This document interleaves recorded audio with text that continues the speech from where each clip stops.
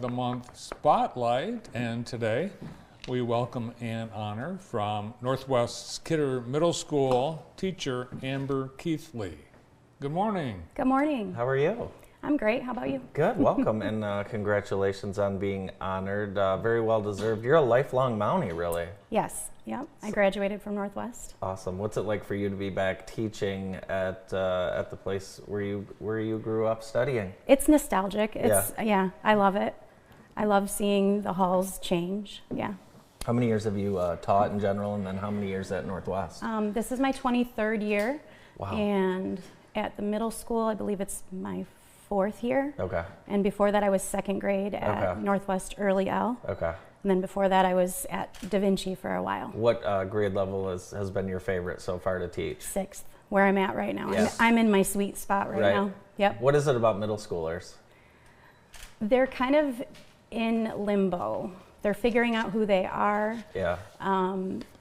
They've got one foot in not adulthood, but entering adulthood, and they've got one foot in childhood, and they're confused, but they're not. Like one day they have it figured out, and the next day they don't, and they're just, I love them. Yeah. They're quirky, and some days they're my bestie, you know? You're my bestie, and the next day they're not super happy with me, but we figure it out. Do they call you bro? Do they do the 6'7" thing? Oh yeah, well they don't call me bro, but I do kind of get some of their lingo, and I do use it, and it makes them cringe, but of course. But also, when I can say, well, Mrs. Keathley stands on business, we're going to get this done.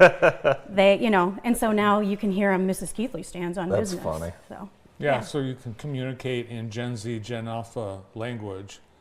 Can you say something? Well, you just did. Well, stands on business. Stands on business. Yeah. I like that. Low key, bro. I really wish you would sign out of your Chromebook. That is so spot on, too, isn't it? Gosh. Yeah. What classes do you teach? I have 4 sections of ELA, and 2 of them are advanced, and 2 of them are gen ed. And then I didn't realize it when I applied for the middle school, but they said, well, you're going to teach this elective as well. And it's 6th through 8th grade in one room, which is neat, right? And it's called Cinematic Stories. So we actually do the history of film, history of silent film, And then about 10 to 20 minutes a day, we watch a PG movie. Okay. We talk about, who's the protagonist, who's the antagonist, the hero's journey. Sure. So I kind of get some ELA in there. Yeah. Let's tell us what we're looking at here. Just some pictures of students in class. Those are actually some kiddos that are 7th graders now, because I usually take my class picture at the end of the year. So those are 7th graders that I see in the hallway, which lots of them come back and say hi, which is kind of cool, right? Do you remember their names? Oh yeah, of course. Oh, yeah. This is current. These are kids in my classroom right now, and Sunny. So some of them are reading because they're done with their assignment on the Chromebook, and I let them read around the room because this class has earned that privilege. So a lot of them like to read next to Sunny or Blossom. I have Blossom on Thursdays and Sunny on Mondays. And Sunny is very much a lover, and he loves the couch in the room. So whichever kid has the couch for the day, if they have Sunny or Blossom, they love it. But Blossom doesn't get on the couch as much. Sunny does. That's awesome. Tell us. That's Cooper, one of my students. Tell us a little bit about your family. So we have 2 boys. Maddox is going to be 15 this month, and Lincoln is going to be 20 on Valentine's Day. Lincoln's at Grand Valley, majoring in statistics, and Maddox is a freshman at Northwest. They went with the travel group, Northwest Travel Group, this last summer to Italy and Greece. It's something that my husband and I really believe in. We want the boys to know that the world is much bigger than Northwest High School. Yeah. Right? Tell us about this travel club. Did you know this? I couldn't believe it. It's unbelievable. Yeah. Like when I was in school, we went to the Coca-Cola bottling plant on South Winooski Avenue. That was the extent of our travel. Well, I mean, that was a mile from school. Where does the travel? Where have you gone? Like every 2 years they go somewhere. So when Lincoln was an 8th grader going into 9th grade, I went with him, and we went to Australia, New Zealand, and Hawaii. Oh my gosh. It's a travel group run by some of the high school teachers. That's awesome. One who's actually retired, Elizabeth, I I don't want to use her maiden name. When I went to the high school, she was a teacher there, so Hoffbauer is her married name. So Elizabeth Hoffbauer, I believe, was one of the founders of it. But the experience was great for Lincoln and I.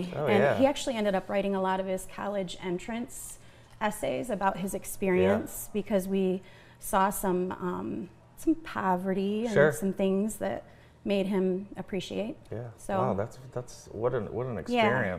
And then when Maddox, our 9th grader, became age ready, we said, well, which adult would you like to go with you, thinking that he would pick my husband, because it was my husband's turn, but he picked his brother to go with him. Oh, cool. So they got to go and have that time together. Very nice.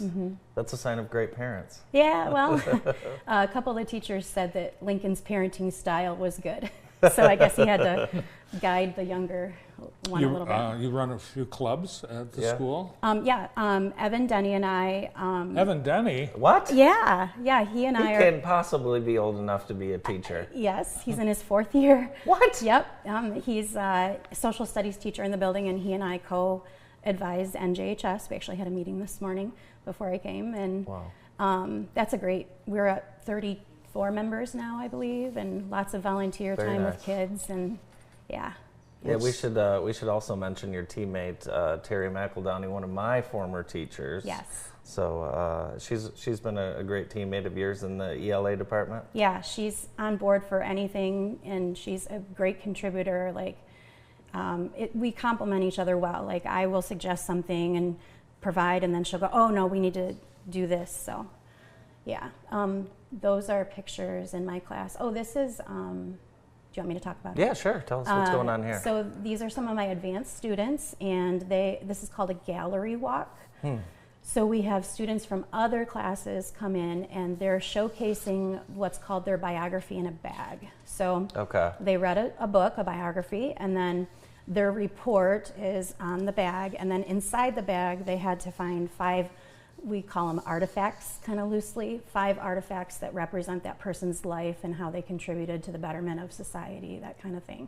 So these are clips of kids presenting to other kids. And they don't love the idea of 7th and 8th graders coming in, but when they're done with it, they feel accomplished, and they kind of do that big, yeah, because when you're in 6th grade, 7th and 8th graders are, look like adults. They can be intimidating.